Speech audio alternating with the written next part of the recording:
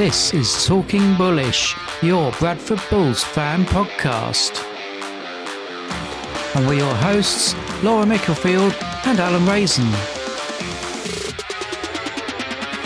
This week we're going to have a look back at a controversial game at St Helens, look forward to facing an old foe, Wigan, in the Challenge Cup, and have a look at some of the latest news, including some injuries and a special guest at Oddsall coming up.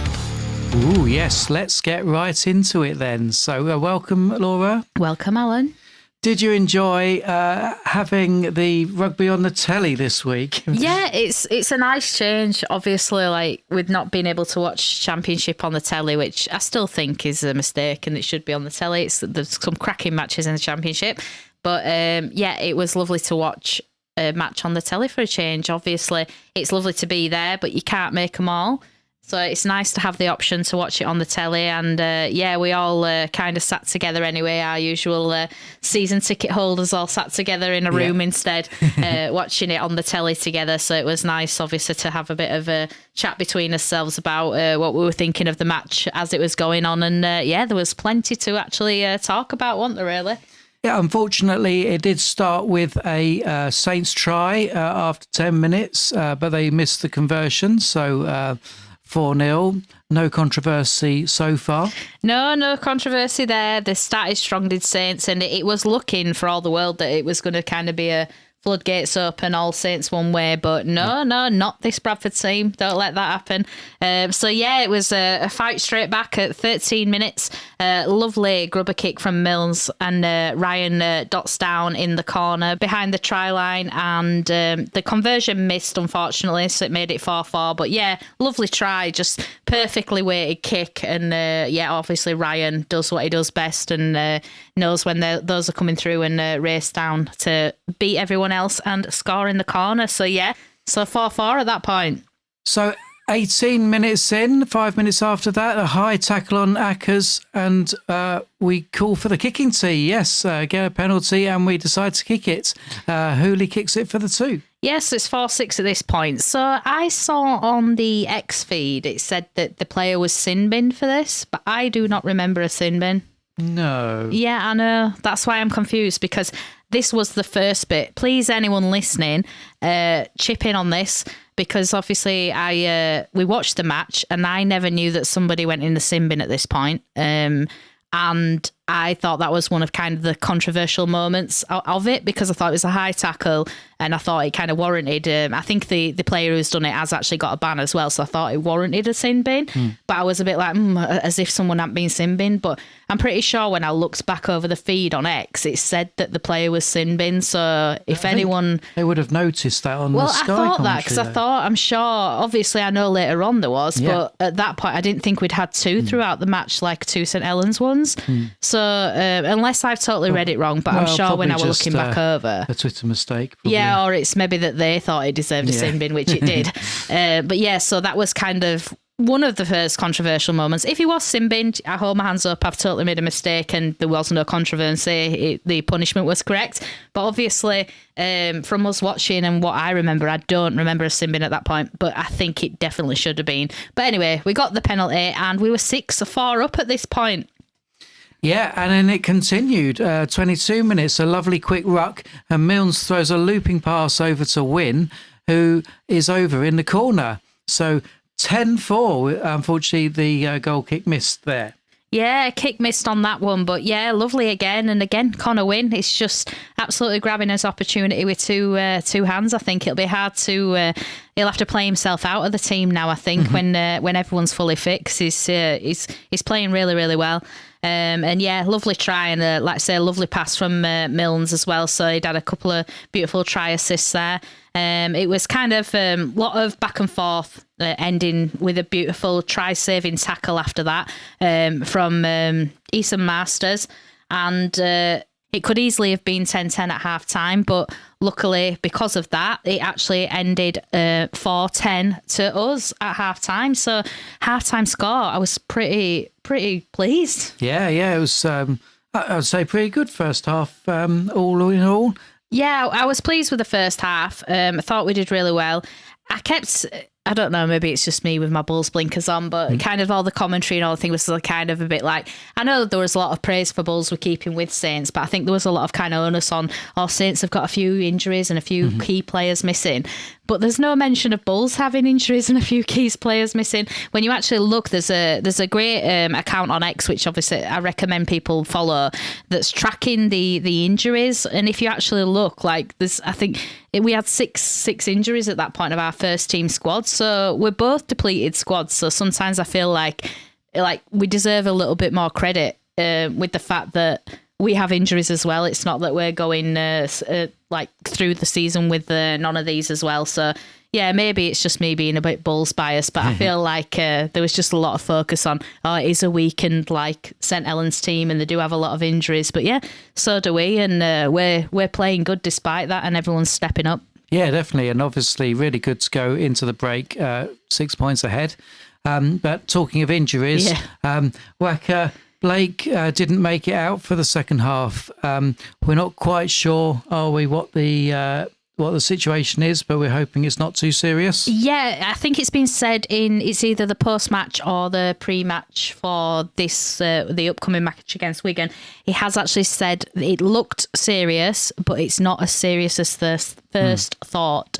So the hopeful, I think it's a shoulder injury. Okay. I think the hopeful, it's only a couple of weeks. So, he's not in contention for Wigan, but maybe the week after.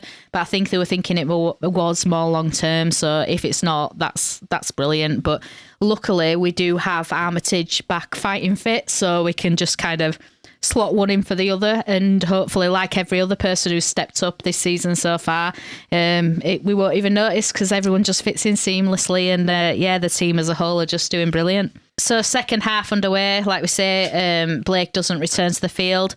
But then absolutely brilliant try after 44 minutes. And for me, this is a contender for try of the season, not just for Bradford, I think just in general. And I think it's on the thing for try of the week as well.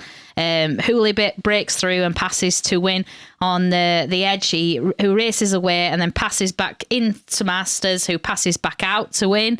And then Win wrestles probably, I think, 2 or 3 defenders and then dots it over the line. Absolutely wonderful try. Started at one end of the field, ended at the other. And it all started obviously from that beautiful break from Hooley and the lovely pass out wide. But special mention to Win there for some fantastic wrestling at the end, which I think I commented on his wrestling skills earlier in the matches before, where he was wrestling defenders out of the way.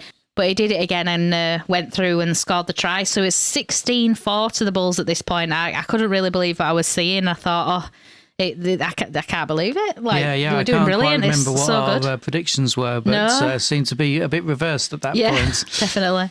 So then we have some controversy at 47 minutes. The referee gives a try, says Saints are over the line, but it looked on the replay that it was a double movement, but went to video ref and they confirmed it. So, and that also got converted, bringing it up to 10-16. Yeah, this is a strange one. I thought it was controversial. I know there's some people who argue, it was already on the line on the first kind of put down, but it did look short to me, and it looked like he promoted his arm forward. The thing I found strange is that from the game at the Odsal the week before, the try was given, and then we had to wait for ages for the video ref to look, even though obviously they're not referring up to the video ref, and then the decision was reversed. Whereas this week, it's like the try was given, it was delayed again, like the video ref was looking at it, but then he just confirmed it anyway. So it was just a bit bizarre, because I know the try didn't actually go up to be reviewed by the video ref, but it seems like that's happening anyway, regardless, to actually confirm the tries. I thought we were a bit unlucky there, because obviously this, to me, this kind of pushed a change in momentum, and like it was all kind of going Saints' way at this point. And I feel like if that hadn't have been given, the game would have gone a different way. So slight bit of controversy again for me there. Look, it is what it is. It were given. That's how things go. But yeah, I'd like to know other people's views on that. But to me, it was a clear double movement. Yeah, I think it just must have been over the line, as you say, before that second movement. But it was really hard to determine that. I don't know how the referees came to that decision. But the main referee must have been in a better position, I guess. Yeah. Oh, people saying he were wearing a Saints shirt, but never mind. Let's not say that. I'm not saying that. Some people would, but yeah, we'll try and remain as neutral as possible. Well, but it is a Bulls podcast. We don't have to be totally not totally neutral. I know I admit when I have my blinkers on, but sometimes, I don't know, sometimes you can be like, look, that could go either way. But to me, yeah, clear double movement. And a lot of fans, even like some fans online that I saw were saying the same thing, but who aren't Bulls fans, but it's what it is. I have to let it go. Anyway, so it was still 16-10 at this point. They converted that, so obviously it made it 16-10. But then the next bit of controversy happened. So it was 50 minutes and 20 metres from our own line, we knock on. And it's given, we do a captain's challenge, and we all watched the replay and we all were like, oh, yeah, it was definitely ripped out. And it was deemed inconclusive. So I don't know what they need, apart from like a defender's arm on the ball and then the arm coming away from the ball and the ball dropping on the floor. Mm-hmm. I don't know what else you need to see to rule that a ball has been taken from the player rather than the player just called dropping it. Yeah. But yeah, and this was where, like a lot of people online, again, I think it was even the Leeds Rhinos fan account thing that I were like, oh, you know, things are actually bad if they're agreeing with something going the Bulls' way. But yeah, they actually were like, this is some of the kind of most controversial refereeing I've seen, because to say that was inconclusive, I just, yeah. I mean, there were a lot of hands in that shot, I have to say. The ball. So maybe he just I don't know. Yeah, I think this is the thing that's frustrating as well. I think it's just the inconsistency of refereeing, because any other referee like that I've ever known, if you've watched a video replay and there's hands on the ball and the ball comes out, unless it's clear that the ball carrier is not looking after the ball and like they are flailing their arms about or they're doing a messy play of the ball, etc., it's deemed that it's stolen. So. Right. Yeah, bizarre one for me, and this was probably the most controversial thing for me, because that was inconclusive. The momentum again just seemed to go with the way of Saints, and it resulted in a Saints try, which obviously was converted. It made it 16-all, and it's totally kind of switched the momentum into Saints' favour. Yeah, I think we really expected the floodgates to open at this point. Totally changed the momentum of the game. Unfortunately, then at 54 minutes, Elliot Paposhi did a high tackle that he was sent off for. And so, yeah, it just gets tougher from there, really, doesn't it? Yeah, I did feel sorry for Paposhi, to be fair. It was with the shoulder. I know it's one of those things. You make contact with the head. If it's dangerous contact with the head, the player was knocked out as well. It's going to be a red. I understand that. And I think he would have done too. But in fairness, I don't think it was malicious. Like, no. I've seen a lot worse, and I've seen a lot less given for worse, in fairness. I've seen people going in with swinging arms, like to just literally clothesline people going in with swinging arms with fists like clenched. It wasn't even that, it was his shoulder. Yeah. Which again, you need to be more careful. It was dangerous. I'm not justifying it. I'm just saying it was a bit of a tough one to take, that, because I don't think there was any malice in it. I think it was just probably a little bit of poor tackle technique, as well as the player kind of dipping a little bit, and yeah, unfortunate. But yeah, in fairness, at this point, I was saying to you, and I says, I think that's it now. We'd done a lot of defending. We're a player down. Momentum's in Saints' way. I thought it was just going to be right. Floodgates open. Saints are going to just absolutely blow us out of the water here, but. Not to be. Well, they did, in fact, score on the next set in the corner, but they missed the kick, making it 20-16. But then, yeah, we did, well, if you can call it a ray of light, probably not really. But, yeah, there was a cannonball tackle on Chamberlain, resulting in a sin bin for Shorrocks. Yeah, so made it a bit easier at this point. Obviously, having equal number of players on the team, we thought maybe the momentum will switch the other way. I think we did play quite well. And with in the man fairness, advantage. in fairness, it did. The momentum did kind of come with us at that point. I mean, there's been a lot. Again, the next point of controversy, the sin bin timer wasn't stopped whilst the. I think it was a captain's challenge or something to do with that was being reviewed. I can't remember what excuse they gave now, but basically they didn't stop the clock. So they did for the match, but not for the sin bin. So the sin bin player actually came on after 8 minutes 30, meaning that he was a minute and a half early back on the pitch.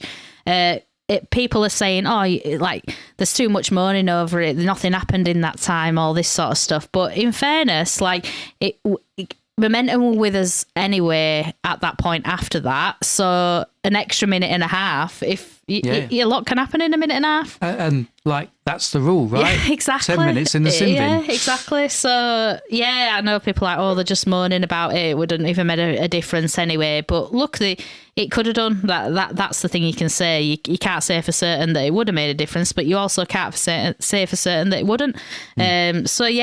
Just full of controversy, I suppose, this match. But anyway, we did manage at 68 minutes. Ackers with a brilliant try. He just powers his way past 3 defenders and scores under the sticks, which this one's converted. So at this point, we were 22-20. And in fairness, I was saying, win or lose on this match, the players have done absolutely brilliant. They're tackled out of the skin. Effort that they put in. Obviously, they're down to 12 men from 64 minutes? 54 minutes? No, from 54 minutes. They'd been down to 12 men, and to go 22-20 up with just over 10 minutes to go, brilliant. Yeah, it was really good. I was expecting them to be totally out of energy, and in fairness, they were looking tired at this point, weren't they? But a lot of tired tackles. So at 68 minutes, another controversial moment, as we are deemed to have knocked on again. We challenged that, the captain's challenge, and that's unsuccessful, even though you could clearly see the ball was stripped. Yeah, I know we've already gone on about the first one, but this one was even clearer. You could actually see the arm of the player afterwards, kind of doing a ripping motion away, and you could see it on the camera angle. So it wasn't even inconclusive, but they still agreed that the player just lost the ball. I totally get that it's the player's responsibility to keep hold of it, but if there's hands all over it, which apparently you're allowed to do now to protect the ball, fair enough, but if there's hands all over it, there's hands that pull away and the ball drops from that. I just can't see how it's not a ball strip. But again, the powers that be have different things to say. So obviously that again put momentum back with the Saints, and at 75 minutes Saints crossed again, and unfortunately then that was the match, so it ended 26-22. But thoughts, Alan? I mean, we did expect it to be a lot more one-sided for the Saints. So I think we played much better than we were expecting. But really difficult to take that sort of loss. No, that's not right. It's just a bit sore, I would say, just taking that loss. So one of those things where I was really proud of the loss again. I had a similar feeling to the whole match, as in I really kind of proud of the loss, because I think it were a monumental effort, and I think the determination of this team is just brilliant. I love the style they play. I love how we're always just being there for each other in defence, even though we're absolutely kind of being hammered on his line and stuff. But it was the controversial things that just kind of made it a bit bitter. And I think everyone kind of feels like this when I've spoken to people. I mean, we were just in the park, weren't we? And we were just running in the park, and I had my Bulls top on, and I spotted another Bulls fan, and he kind of just looked at me and he was like, we were robbed, weren't we? And he was angry. And I thought everyone's obviously thought the same thing. And like I say, went on social media afterwards, and it was every fan of every team going was literally like, what were those decisions? I think even some of the Saints fans could admit that some of those were ball strips. And it is hard when there's controversial moments. I hate close matches that are lost on controversy. It does grate on me a bit, but at the end of the day, we did perform really well, and proud of the team for their effort. And Kurt, obviously, it seems his thing this year is that we don't want to be the plucky loser, which I guess we were in danger of being this week, and maybe for Hull as well. But definitely his aim is to actually win some of those closer matches. Yeah, he was saying they aim to win all the matches, but obviously he's saying it's part of learning and part of the obviously the team development that we are going to lose some, but eventually we will be on the right side of those score lines, and I hope that's the case. Like, hopefully there's some sort of kind of not momentum but equilibrium at some point where it's like the things that went against us might actually balance out. Yeah, the things that went against us might balance out later, but we'll see. But yeah, still massive effort. But yeah, I think I coined this match as a controversial and costly match, and it was quite costly because obviously we lost Blake at half time, and then from that as well, we've also got the Saints player that went off with a tackle from Logan Lewis. He has broke his leg, I think, and it was deemed as a hip drop tackle, which has resulted in a 2-match ban for Logan Lewis. And obviously Elliot Paposh's sending off with the high shot has resulted in a 3-match ban. So we've lost obviously 2 props there, and a centre, and obviously with the injury list that we've got, with Eben also being out, it does leave us pretty light on the ground for the match against Wigan. Yeah, you got quite a long injury list here, as you say. Wacker, Suter, Eben, Ockenbaugh, Russell, Keys, Gardner, Nicarima still, but hopefully back soon. Yeah, by the talks of things out of that list, it sounds like Blake and Nicarima are the closest ones to coming back, because obviously Wacker, they don't think it's as bad as they originally thought, but Nicarima should be in contention hopefully for Huddersfield, he said. So we'll have to wait and see on that one. I don't think I know the squad's come out now, and I don't think he's named in the squad for Wigan, so it's definitely not for Wigan, and same goes on Blake as well.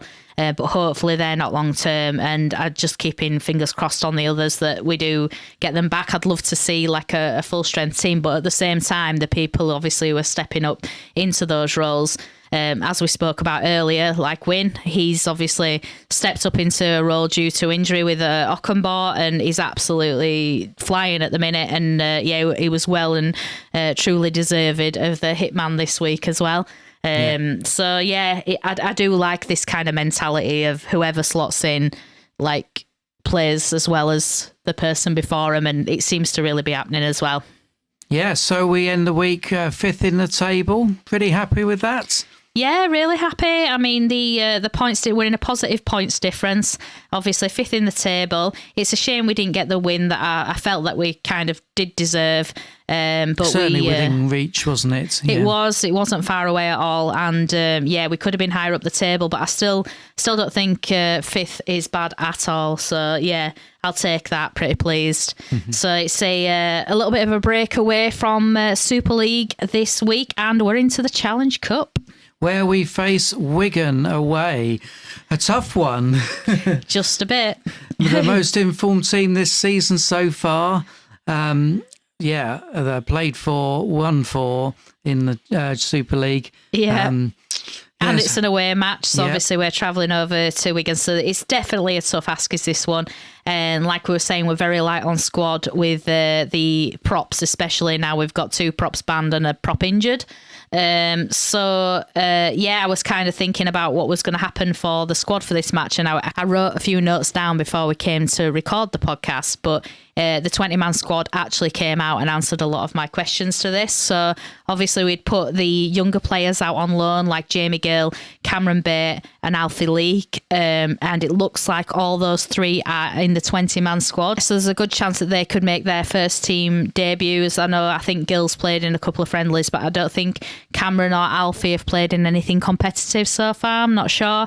But yeah, it's a massive opportunity for them if they do get the chance to play. Obviously, it's come through injury, which is always sad, but it's always brilliant to see some of the academy products coming through the line that get to come on and play. So yeah, that'll be brilliant if they do get a chance. And look, I know Wigan, they're not shy of this injury curse either. They've got a few out, especially with Bevan French and Jai Field off, and they're obviously two of the massive players in their squad. So yeah, there's a chance. Like we said, there's a chance with every match. So yeah, we'll see what happens. I think probably the younger props will get a chance, and I think Armitage will come in for Blake. Otherwise, I think it'll be a pretty kind of standard team of what we saw last week. Like I say, I think it's going to be tough, though. I don't really see Bradford winning this, I'm afraid. No, yeah. Look, I know that I had a comment and I was saying about my optimism that's unusual for me because I'm usually so pessimistic. And I think someone who commented saying, keep up the optimism, I like it. Yeah. It's hard to be optimistic with this one. It is. I mean, I think anyone will say that. But I keep saying this and we keep performing. I mean, I know obviously we got the loss, but in fairness, I didn't really feel like it were a loss. I felt like it was our game, and it just, decisions didn't go our way. But predictions. What do you think, Alan? I'm going to go 20-10 to Wigan. Oh, quite low scoring then, really. Yeah. I seem good in defence, but I think it's just going to be tough. Yeah, I get that. I think it'll be a bit higher scoring just because we put such a momentous effort in defence this week. I feel like we'll be a bit tired. So I'm thinking something like 36-22. Oh, okay. So we still get a good few points. Yeah, I think we'll still score. I think we're the style of play we're playing. I think we are going to really unlock defences. So I've got some optimism that we will score a few, but obviously it's a hard task away at Wigan, who were obviously renowned for actually winning the Challenge Cup as well. And with a depleted squad that will be absolutely tired out as well from that monumental effort at the weekend. It's optimistic to say that we'll have a close loss. I think that's what I'm going to say this week. Although I'm sure someone will want to comment saying that's not optimistic if you're not guessing for a win. But I did like the optimism of the person that did comment saying that we are going to win at Wigan, and I really hope they're right, and I'm eating my words at the end of this. Absolutely, and make sure you put your score predictions in the comments of the episode so we can see them and see who gets the closest score. But that's on Friday night then, it is.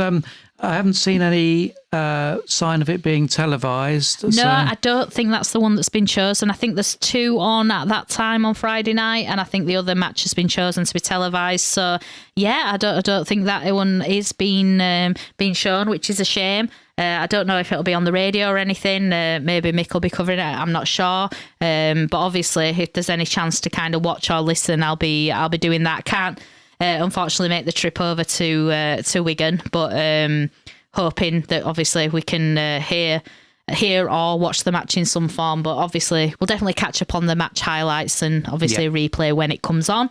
But we'll be here to talk about it next week regardless. So just other comments. Obviously, we mentioned last week that the women's team had their first match on Sunday, which was a friendly versus Wakefield Trinity.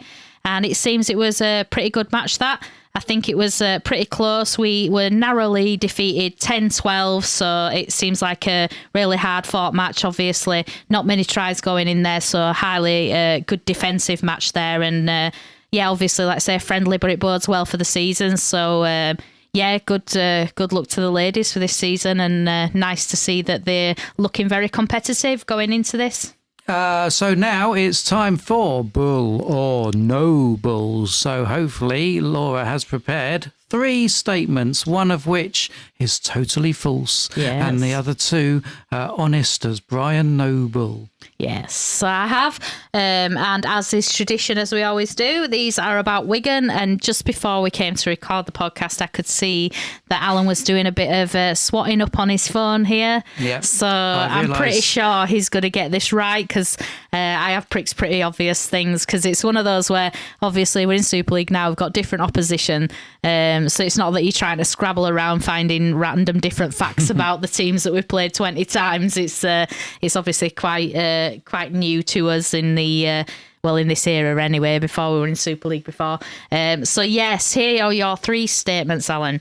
So the first one is that Wigan have won 7 Super League titles. Mm-hmm. The second one is Wigan have won the Challenge Cup 20 times. Mm-hmm. And the third one is the Wigan Rugby Club was originally called Wigan FC and was formed in 1872. Okay, right. So I was just thinking before you started there that I forgot to look at how many times they'd won the Challenge Cup. But I do know that they won the Super League 7 times. So that one is definitely noble. Locked in on that one. Yeah. And I think that I read that Wigan, the team, I don't know what it was called at the time, but I think it said they were formed in 1874. I think it was a slightly different year than you said. Did you say 1872? 1872. Yeah, so I think that one might be the Bulls statement because I think they were formed in 1874. I can tell you that is incorrect. Oh, no. They were formed in 1872. Well, according to my fact finding, and if you found another source that tells you that it's 1874, then maybe it's just the internet that's wrong, obviously. With the, no, I just remembered it wrong. There we go. There we go. So, yes, they were formed in 1872. Wigan have, in fact, won the Super League 7 times in 1998, 2010, 2013, 2016, 2018, 2023 and 2024. So very dominant in the Super League.